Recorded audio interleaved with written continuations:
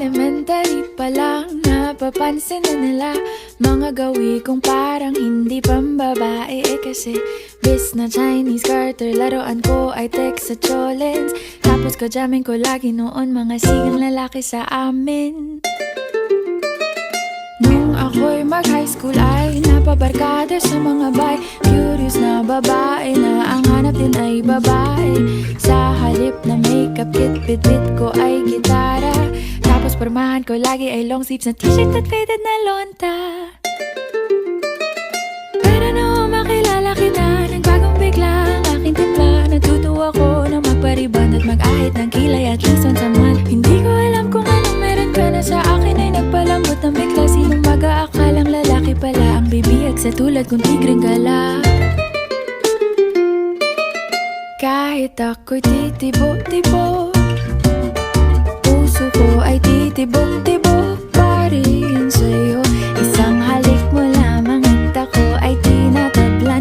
At ang aking pagkababae ay nabubuhayan na para bang bulaklak na namumukadkad. Dahil alaga mo sa dilig at katamtamang sikat ng araw-araw mong pag-ibig sa aking buhay nagpapasarap.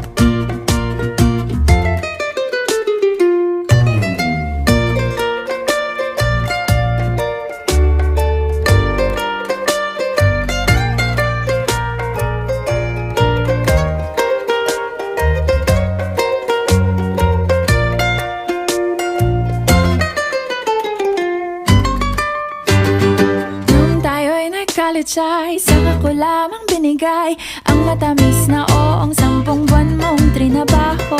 Sa halip na tsokolate at tipikal na mga diskarte, nabihag mo ko sa mga tula at sa mga katamong pabebe.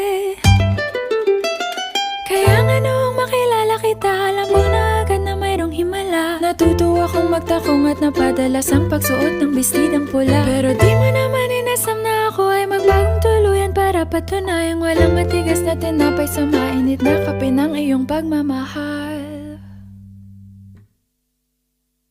Kahit ako'y titibo-tibo, puso ko ay titibok-tibok pa rin sa'yo. Isang halik mo lamang at ako ay tinatablan. At ang aking pagkababae ay nabubuhayan na para bang bulaklak na namumukadkad. Dahil alaga mo sa dilig at katamtamang sikat ng araw-araw mong pag-ibig sa aking buhay nagpapasarap.